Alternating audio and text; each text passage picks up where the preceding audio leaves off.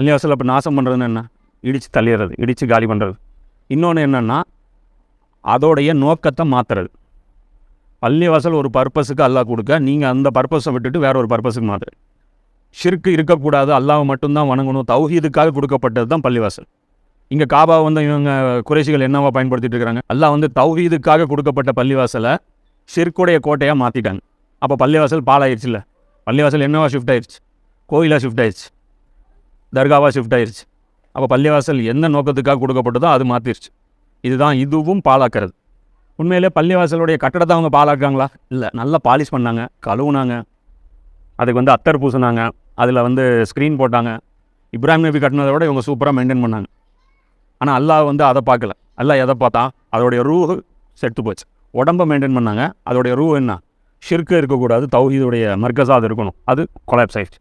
அதே மாதிரி பள்ளிவாசல்கள்னால் ரசூலுல்லாஹ் ஏற்படுத்தின அந்த கட்டமைப்பு எப்படி இருந்துச்சு? வெறும் தொழுகை கற்றுக் கொடுக்கக்கூடிய அல்லது ஜமாத் தொழுகை நடக்கக்கூடிய ஒரு இடமா? அவ்வளோ மட்டும்தான் இருந்துச்சா? ஒன் ஆஃப் த பர்பஸில் அது ஒரு பர்பஸ்.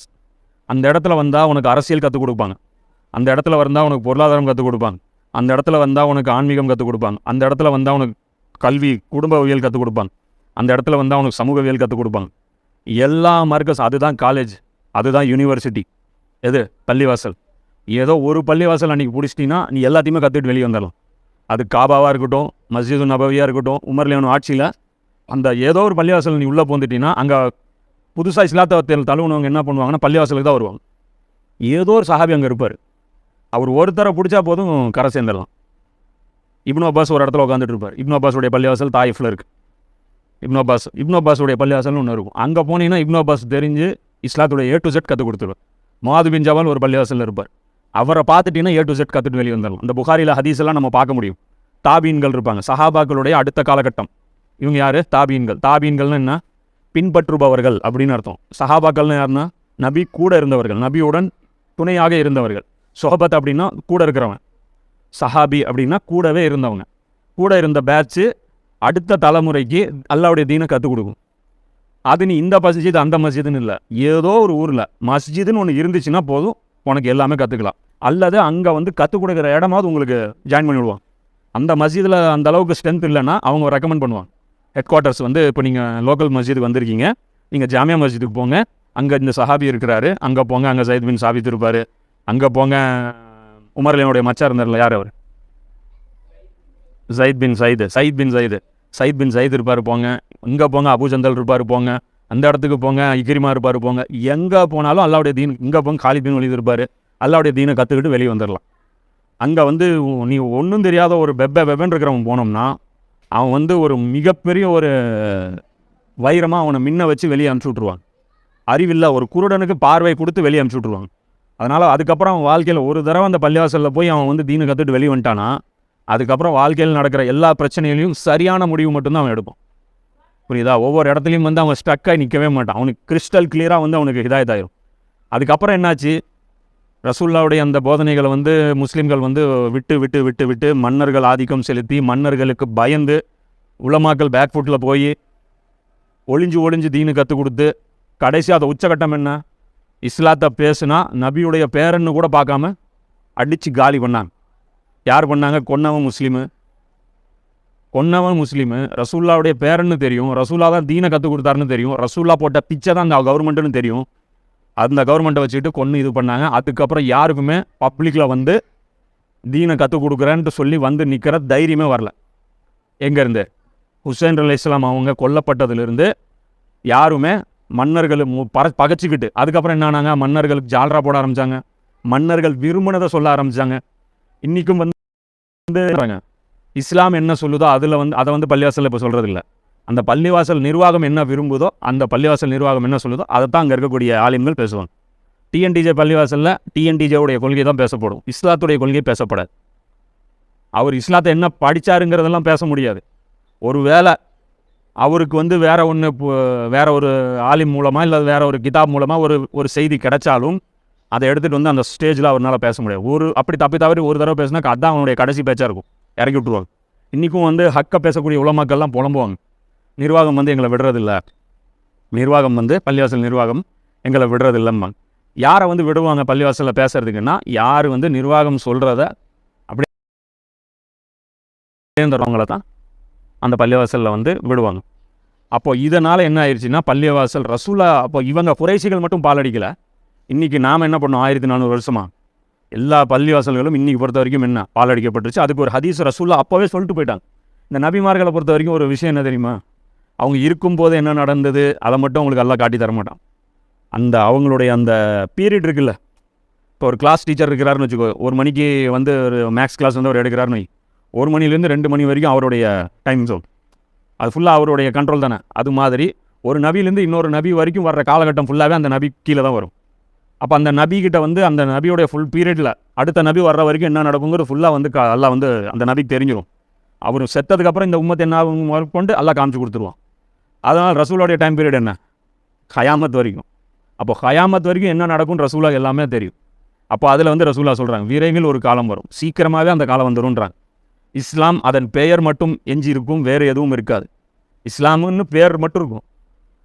அது பார்த்தா உள்ளே போனீங்கன்னா பழக்க வழக்கம்லாம் என்னவாக இருக்கும், கிறிஸ்தவம் இருக்கும், கம்யூனிசம் இருக்கும், கேபிட்டலிசம் இருக்கும், யூத மதம் இருக்கும், இந்து மதம் இருக்கும். இந்து மதத்துலேயும் இங்கே லோக்கல் மஞ்சள் நீராட்டமும் அதுலேயும் இருக்கும், நெருப்பில் குதிக்கிறதும் இருக்கும். கேட்டால் நம்ம இஸ்லாமிய நெருப்பு குதிக்கும் நிகழ்ச்சி நடக்குது. எங்கே நடக்குது, தமிழ்நாட்டில் நடக்குது, கிருஷ்ணகிரியில் நடக்குது. கிருஷ்ணகிரியில் போனீங்கன்னா முஹர்ரம் மாதம் இஸ்லாமிய தீ மிதிக்கும் நிகழ்ச்சி. ஆர்கெஸ்ட்ரா போட்டு பாட்டு போட்டுட்டு இப்போ இங்கே சுற்றிட்டு இருக்காங்களா. இதே நீ நாகூர் அந்த தர்கா இந்த ஏரியாவில் போனீங்கன்னா அங்கேயும் நைட்டு 12 மணிக்கு இந்த ஃபங்க்ஷன் இருக்குது. சினிமா பாட்டு ஓடுற தர்கா ஃபங்க்ஷன் இருக்குது. பெண்கள் வந்து டான்ஸ் ஆடுற நடனக்காரி ரீட்டா அப்படின்னு போட்டு இந்த மாதிரி வந்து இந்த அவுலியாவுடைய சந்தன கூடி இன்றைக்கி நடக்குது. இந்த நடனக்காரி வந்து ஆட போகிறாங்க. இந்த நிகழ்ச்சியை பார்த்து அந்த அவுலியாவுடைய அருளை பெற்று செல்லுமாறு கேட்டு கொள்ளப்படுகிற நோட்டீஸ் கொடுக்குறாங்க. கொடுக்குறவங்க யார், என்ன என்ன மாதிரி ரோட்டில் போகிற ஆள் கிடையாது, ஆலிமு. அந்த நிர்வாகம் யார், ஆலிம்கள், இந்த உம்மத்துடைய தலைமை. அதுக்கு ஒரு பள்ளிவாசல் இருக்குது, நடத்துகிறது யார், பள்ளிவாசல். இவ்வளோ மோசமாக இருக்குது. அது பட்டியல் போட்டால் அது தனி விஷயம்னு வச்சுக்கோ, அவ்வளோ லிஸ்ட் இருக்குது. அதான் ரசூலுல்லாஹ் சொல்கிறாங்க, தீன் இஸ்லாம்ங்கிற பேரில் ஒரு கூட்டம் வாழ்ந்துட்டுருக்கும், ஆனால் இஸ்லாத்துக்கும் அவங்களுக்கு சம்மந்தம் இருக்காது. பேர் மட்டும் என்னன்னு சொல்லுவாங்க, இஸ்லாமும்பாங்க. நீ யாரான்னு கேட்டால் முஸ்லீமும்பாங்க. ஆனால் முஸ்லீமுக்கும் அவங்களுக்கு சம்மந்தமே இருக்காது. குரான் எழுத்துக்கள் தவிர வேறு இருக்காது. குரான் எழுத்துக்கள் இருக்கும், எவனும் ஃபாலோ பண்ண மாட்டான்.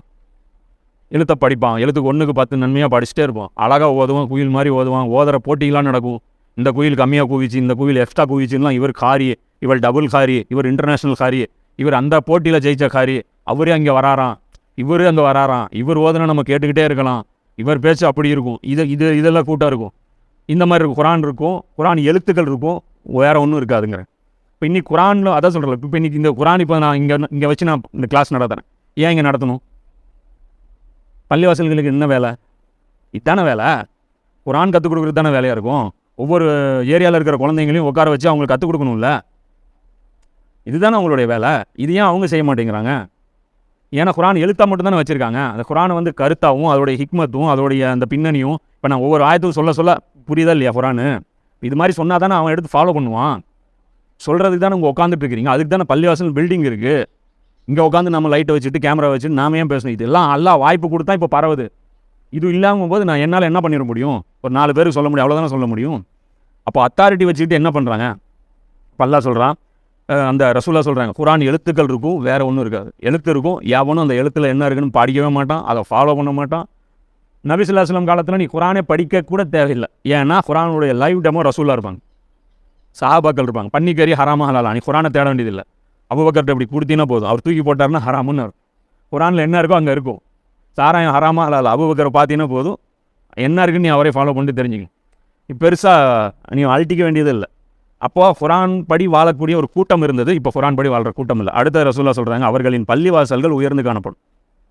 என்ன சொல்கிறாங்க? பள்ளிவாசல் இந்த டைமில் சின்னதாக இருக்காது, பயங்கரமாக இருக்கும். இன்றைக்கி யூடியூப்பில் வருது இல்லையா, பிரம்மாண்டமான பள்ளிவாசல், மிகப்பெரிய பள்ளிவாசல், ஆஹா பள்ளிவாசல். ஒரே நேரத்தில் 50,000 பேர், ஒரே நேரத்தில் 20,000 பேர். ரசூல்லா காலத்தில் இது கிடையாது. ஓலை குடிசை, லைலத்துல் கதிர், ரசூல்லா மழை தொழுதுட்டு இருக்கிறாங்க, மழை பெய்ஞ்சிடு, சேரு தலையில் இங்கே வைக்கிறாங்க, ரசூல்லா நெத்தியில் சேரு, மூஞ்சியெல்லாம் எல்லாம் சேரு சகதியில் உட்காந்து தொழுதுட்டு இருக்கிறாங்க. அவங்க லைலத்துல் கதிரை முழுசாக அடைஞ்சிருப்பாங்க. இன்றைக்கி நம்ம பள்ளிவாசல்கள் இவ்வளோ பெருசு இருக்குது.